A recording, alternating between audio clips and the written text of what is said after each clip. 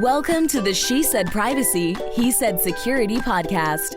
Like any good marriage, we will debate, evaluate, and sometimes quarrel about how privacy and security impact business in the 21st century.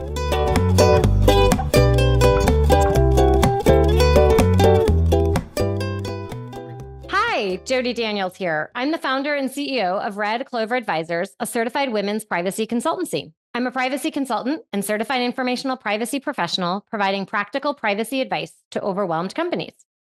Hi, I'm Justin Daniels. I am a shareholder and corporate M&A and tech transaction lawyer at the law firm Baker Donaldson, advising companies in the deployment and scaling of technology.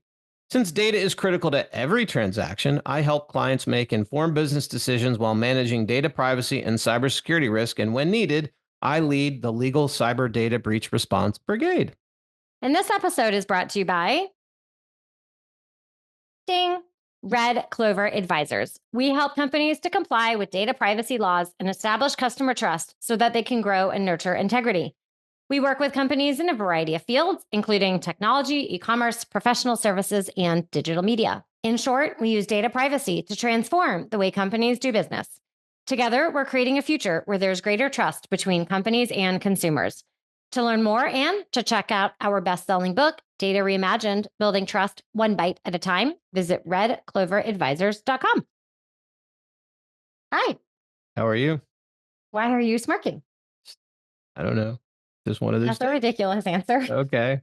I was laughing because we were talking about, I just got a haircut. And I said, Jody, what do you think my haircut is? And she's like, it's a haircut. And then I said, well, when you get a haircut, we make a big deal out of it. And that's because I said our haircuts are cooler. Yes. Right. You have cooler fashion, cooler hair. We're cooler. I guess so.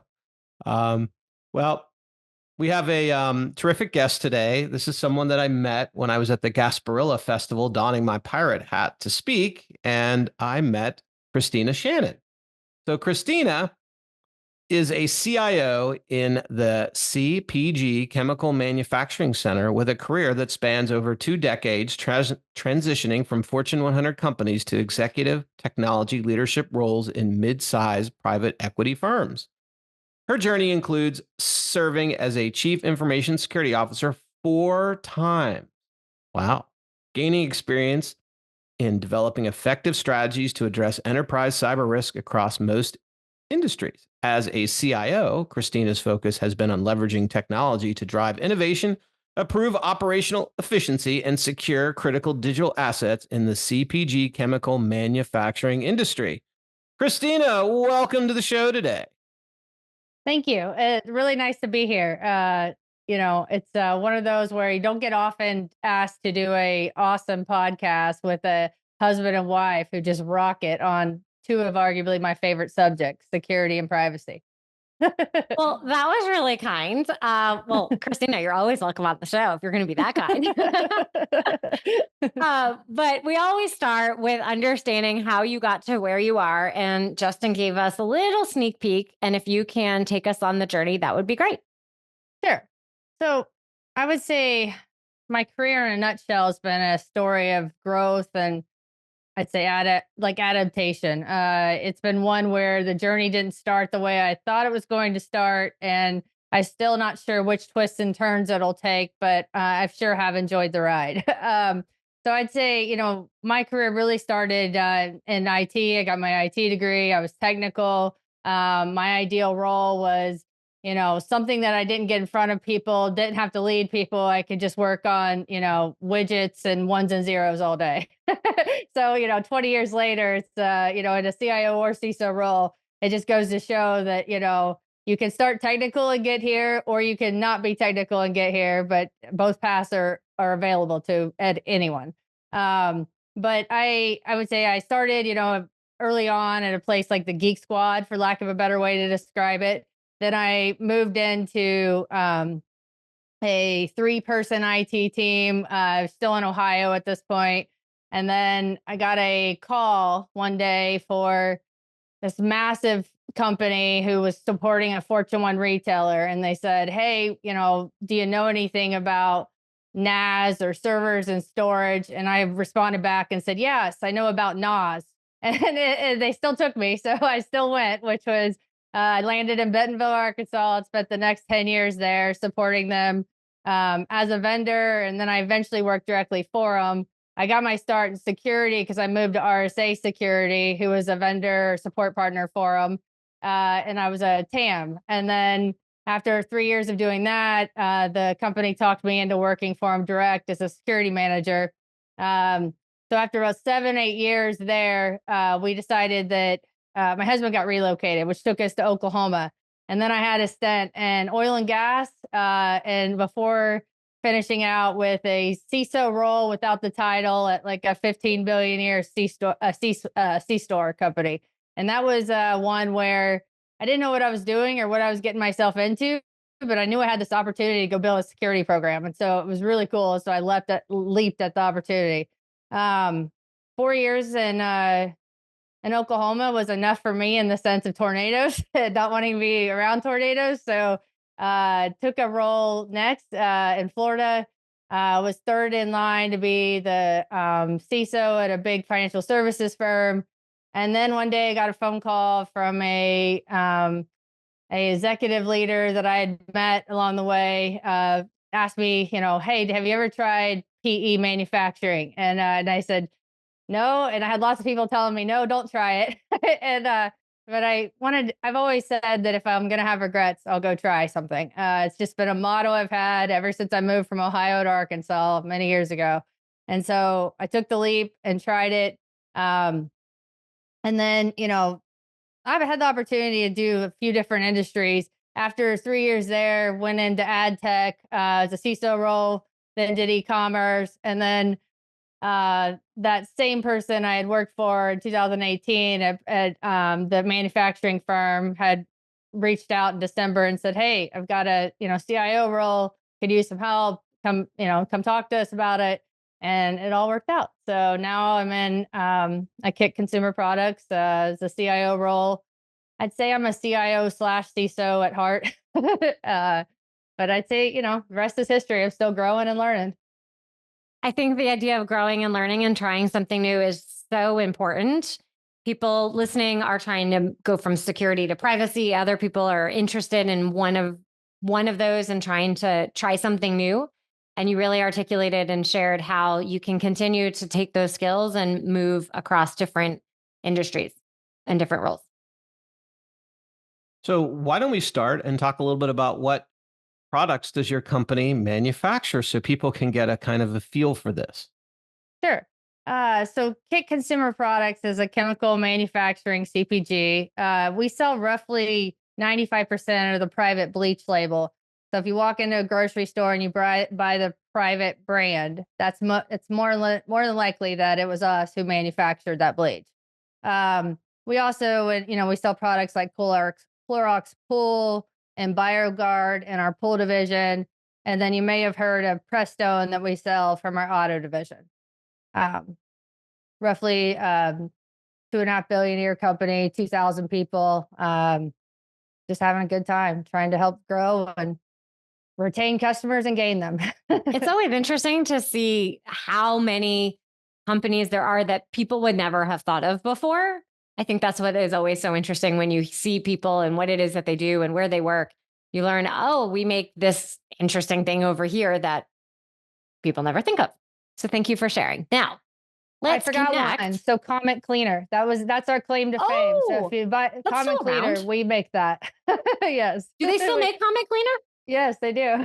I remember Comet Cleaner. That was the big one what we had when I was a kid.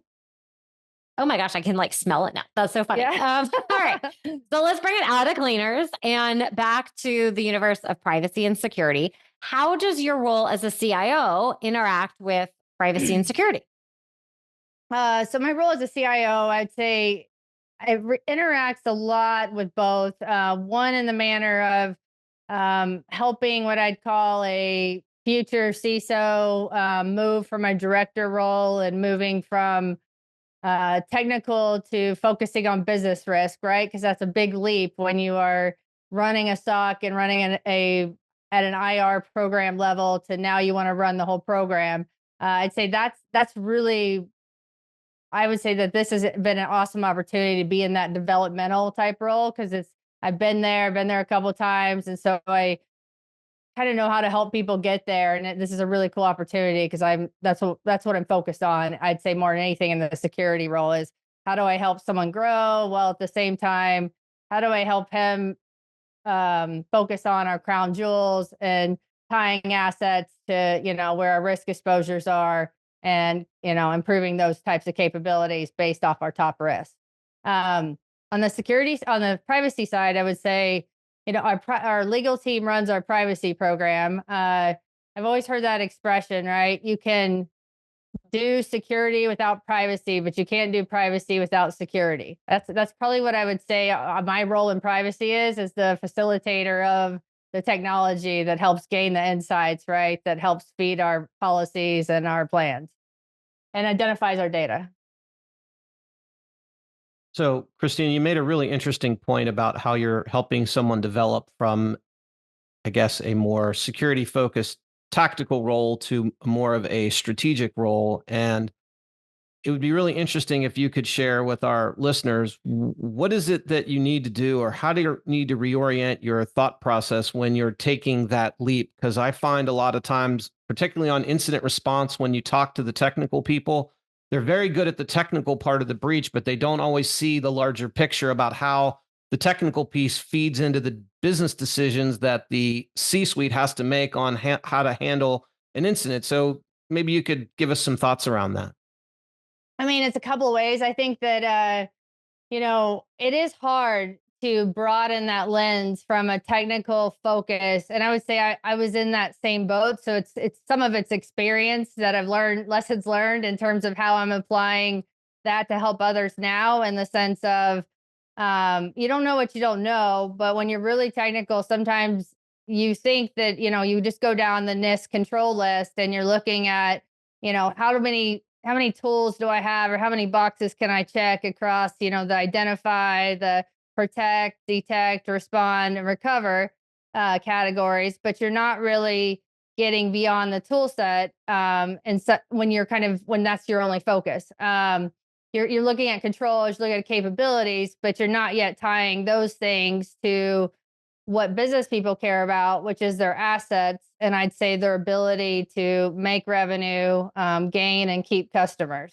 And so I think it's really that showing the asset connection, and then what that means in terms of it's really tying, again, the assets that the business cares about to the technology that those assets sit on, that they are connected to, and then really showing the risk exposures, and tying that to business impact. I'd say really getting a technical focus, security engineer, director, more looking at business impact risks, thinking about starting with the end in mind. By doing that alone, they'll have to connect the dots to here's the things the business cares about. And then then I think as part of that, you start communicating a little differently. It's not, here's my mean time to detect and here is my mean time to respond, which you need all those in terms of metrics. It's also, here's our top risk exposures. Here's what this looks like from a quantified standpoint. Here's our options to address, and then working through those remediations. Another example would be, and this is me, I used to think that, when you got a risk assessment, that meant like you check that box, but I was not really good back in the day of leading my team to go do the remediation. So we would have like these remediation lists pile up. But we still thought that it was okay because we were over installing our tools across the different, control capabilities. And it wasn't until you work through an investigation, or, I've been through a breach, and then you see it and you see the whole picture, and it's like, oh, starting with the end in mind, let's figure out what are the things our business cares about the most and put our controls there, and then test that, right? And then make sure that we're good there before we move on to the next thing. It's really, I think, getting more strategic and where you focus versus, just focusing on the technology, if I had to sum it up. Christine, I was curious. You mentioned that legal runs the privacy program, and people are always asking me where should privacy sit? Does the operational piece also sit in legal, or does the legal team do the review of privacy laws and push down, here's how you operationalize them? And if it's the latter, who's doing the operational piece? No, that's a good call out. So the legal team here would be, the DPA, the data privacy agreement, right? They would be responsible for crafting that, and that's what they do. They're responsible for, advising on the laws. But the actual operational piece in terms of how we identify data, how we, our third party risk management program, and how we look at like I would say the contract review is a dual responsibility. We're looking at it for security. We're also looking at it for privacy, but we have privacy lawyers that are looking at it for the privacy piece too. The actual classification of data, I'd say, is a joint between us and the business, but we're the ones that has the tools, and we're surfacing the data for the governance committee to make decisions on, if this is in scope or not. So I'd say it's a joint responsibility overall between my team operationally, enabling the capabilities that gives the insight so we know how to govern or what's in, what's not. And then really the legal team as the authoritative source, for lack of a better word. Yeah. Thank you for sharing. It's really helpful. People are always asking. Yeah. So another thing that you mentioned at the outset was how you drive innovation. And it gets mentioned a lot on this show. And Jody, I talk about it a good bit. But what is your thought about how, as a company or just you individually, counseling others about your approach to artificial intelligence and generative AI and all that stuff? I'm laughing just a teeny bit because, look, I would say that the industry I'm in is not known for being bleeding edge, right? I would say that maybe fast followers, and that's probably because people like me are pushing. But what I would say is that there's a place for, when I think about AI, you have to figure it out sooner than later. Just because if you don't figure it out from a security and in privacy lens, it's like there's tools out there today that if you just deploy them without thinking about it, there'll be all kinds of data leakage or potential compliance violations. Like for example, Microsoft Copilot, that would be one. You just roll that out and you start asking it questions without having your access controls in place. You're probably not going to like the results. But that doesn't mean that you don't try those things, like in the sense of detection and response, right? A lot of the current tool sets out there already have machine learning in them. And so now they're getting better where, from a standpoint of anomaly detection or, you're running a SOC and you have a SIM. I think that's really a strong use case for where AI is starting to wouldn't call it a game changer yet, but I see that as we have to keep up because the bad guys are using it. And so, the faster how they use it to get in, we need to also be able to use it to detect and respond. That would be one main use case I would see from a innovation standpoint. And if I put my CIO hat on, it's more of a, how do we, create the policy first? How do we create a framework to where people understand like do's and don'ts, right? In terms of, use public data. If you're using something like ChatGPT, don't don't use your company data or don't use confidential data. I think though that's it's still, I would say that we specifically are in the education phase. I would say we have marketing product teams, and I would say in those spaces, that's where we're finding a few use cases that we're starting to try. Where pattern recognition is providing some extra value, and we see that as adding to our ability to service our customers. But overall, I would say we're early as a company in the game. Off to the side, I'm super passionate about AI in general and where it's going. So I'm always curious of, are we going to end up with the Rosie the robot, or are we going more towards Skynet? Well, another interesting point that I think you're bringing up is your company may be going along a certain continuum, but you've got probably third-party vendors out there. Like, for example, now all the video chats have an AI tool to transcribe meeting notes, and I've had to tell clients I don't want you to transcribe with AI the meeting notes from calls with me for two reasons. One, if it's transcribed incorrectly, you could act on something that's incorrect. But more importantly, I don't know where your AI tool is putting this information, and you may have just blown any attorney-client privilege. And a couple of companies are like, oh, I hadn't thought about that. So I was just curious how you think about these risks that may be coming inbound to you, because you may use certain vendors who are like, oh, we've got this new functionality AI tool, and we're going to just give it as part of our offering to you.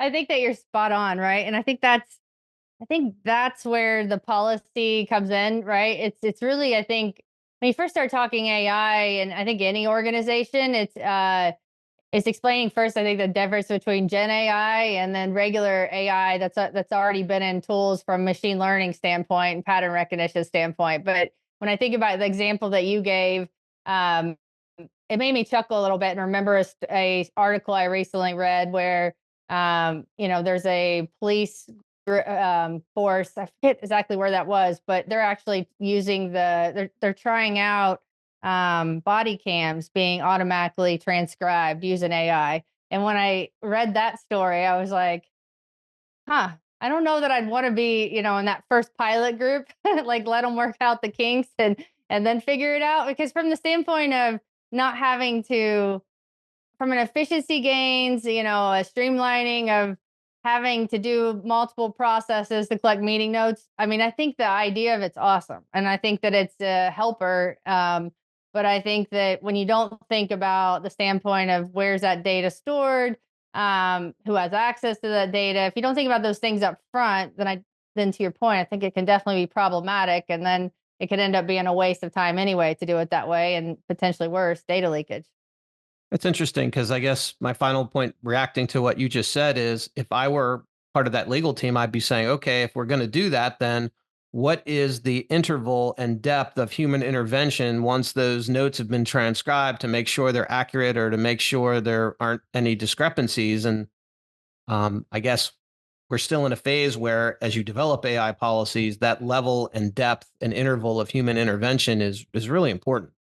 Completely agree, right? So, just to your point, I went to a conference not too long ago, and the conference was fully available in terms of there wasn't any, it was out of college, everything was public in terms of what the conference was going to be about. Nothing confidential, nothing private in terms of the content of the conference. So in cases like that, I oftentimes will, or at least I tried it this time, I'll use notes on my iPhone. And then afterwards, I tried, dumping it in to one of the LLMs and just saying, hey, give me key takeaways. And what I noticed on that was, so I got the key takeaways, and then I asked it a question of this conference I was going to was because there was a mandate being put in by a retailer for all of their suppliers. And if you didn't comply with the mandate, then eventually there was mention that there would be fines and stuff like that. And so I had asked all I did was transcribe, or I asked the LM to give me key takeaways. And then I said, has there been any mention of compliance fines or anything like that that's been handed down? And then it went on and gave me like a ton of bad data right after that. None of it was true. So I went out and I looked, tried to validate, and it was like, so the hallucination risk is real. And I think you're spot on that you have to have a human that helps make sure that whatever you're using is valid and it's good and accurate. As a manufacturing company, you have not only IT security risk, but also physical operational risk. How do you sort through those different security needs? I would say, for me, it's more about crown jewels identification in the sense of when I get to a company, what I like to do is understand, from a confidentiality, integrity, availability standpoint, what are the risks that would cause a business interruption. And I want to do that first. And so when I got to KIK, I was looking at, well, we are a chemical manufacturing company. We actually produce our own raw materials. I think we may be the biggest producer of trichlor in North America. And so I knew immediately, if you think about an intrusion, an intrusion, for example, on one of the chemical controls, if they can manipulate that, say in the absolute, worst case scenario, they could, you could cause an environmental hazard, right? You're not just talking about a cyber breach at that point. And so that's how I looked at OT was where do we have things that could either cause a business interruption, or where do we have things that are even worse? And chemicals new to me, so this was a new risk that I hadn't considered this one before. And so when thinking about that, then it's immediately going and finding out, okay, well, what what automation do we have in place with the control system? What things are reaching in from the internet, and what data is being sent out via the internet, and then making sure that all those things are locked down and you're monitoring. And so I would say it's really looking at it from the standpoint of taking a risk-based approach, prioritizing the risk impact to the business in the event of a cyber incident, and then creating your risk treatments and plans. And I say all this, but the first step I missed is go to all the plants, and that's what we did first. Was we did an inventory of all the laptops and all the desktops, because if you can get around 90-95% coverage of all your laptops and desktops, and you have really good ability to detect and respond, right, anomaly detection, then if you do have an incident, the likelihood that it's going to cause major business impact is low when you've identified, over 90% coverage of your inventory. And along with that, even if you don't know what the OT systems are, if you go in every plant and you identify all the workstations, you're going to identify or arguably one of the most critical components of that architecture when it comes to where malware can be dropped for a breach type event. So I'd say it's just really crown jewels identification and then tying that to risk impact. I think it's really important and applicable for many other organizations. It's an important piece. We're oftentimes so focused on the cyber piece, and you have to connect. Could someone get into a plant? Could someone access a plant? And there's plenty of plants, that aren't just chemical that this would be impactful for. Completely agree.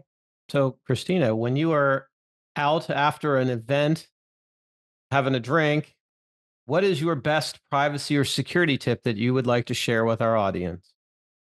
I would say that you can't protect what you don't know about, right? So I would go back to the understanding your environment and your assets up front. And I've had a lot of people say, well, if you're in these big companies, you can't do asset identification. And I would say that that's a bunch of baloney.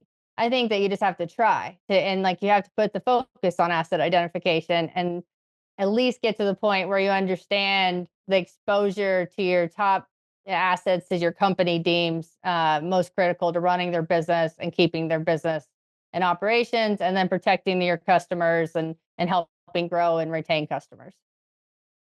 It's an interesting answer. I was at a conference recently, and someone asked, our company's so huge and we don't know where all our data is, and it feels impossible to do it, almost as if that was, it's just too hard, so I don't have to. And the fellow panelist started the answer with, you start with one, start with high risk, start with one. You have to start somewhere. So you have to start somewhere. I liked the answer of you just to get started and try. I love that, Joe. And I agree 1,000,000,000%. It's like you have to just chunk it down and eventually you'll get there, but don't just stare at the problem. When you are not doing asset inventories and protecting the physical plants and all the cyber operations and helping with privacy programs, what do you like to do for fun? So two things, and so I would say one is I'm a huge Cincinnati Bengals fan. I grew up outside of Cincinnati when they weren't very good, had season tickets, and haven't missed a game in probably 15 years. So a few years ago when they went to the Super Bowl, even before that, when they had a 32 years playoff drought that they got over a few years ago on their Super Bowl run, and was able to take my daughter up to that game. And it was one of those experiences where it was like, I think that was gratification, even though we lost the Super Bowl. But it was one, I'd say that. The other thing I like to do is I like seashells. It's an interesting thing, but we go to Sanibel a couple times a year, and then just love collecting seashells and doing, interesting things with them. I used to collect seashells as a kid when we went to the beach with my mom, and I still have them. They're That's in a awesome. jar and they're on my dresser. They're really special. Hey, Jody, do the Bengals in Cincinnati, who do they typically play? They play some bumblebees. Now, who's going to win, a tiger or a bumblebee? With Joe Burrow playing, he's at worst, he's the second best quarterback in football. Now, not everyone understands why I call them a bumblebee. Would you like to explain? Because their uniforms Who are they? The Steelers. Everyone knows who you are. Yes. Well, since I grew up in Pittsburgh, and it's funny, Christina and I talked about that when we met, because Cincinnati and Pittsburgh are very similar. Yeah. So I grew up in Pittsburgh. My team is the Steelers. They play the Bengals twice a year. It's a pretty heated rivalry. But their colors are bumblebees, and it's much more fun to just pretend and make fun of you and call them the bumblebee team. Yeah. So going back to Christina. Christina, if people would like to connect with you and learn more, where could they go? LinkedIn. That's probably the best place to hit me or find me is LinkedIn. I like to hang out there. Wonderful. Well, Christina, thank you so much for sharing all these amazing tips. We really appreciate it, and having some fun with Bengals and bumblebees. Yes, thank you very much. This has been a lot of fun. Thank you.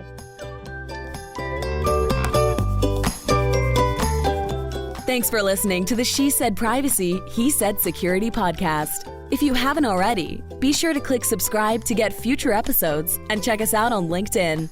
See you next time.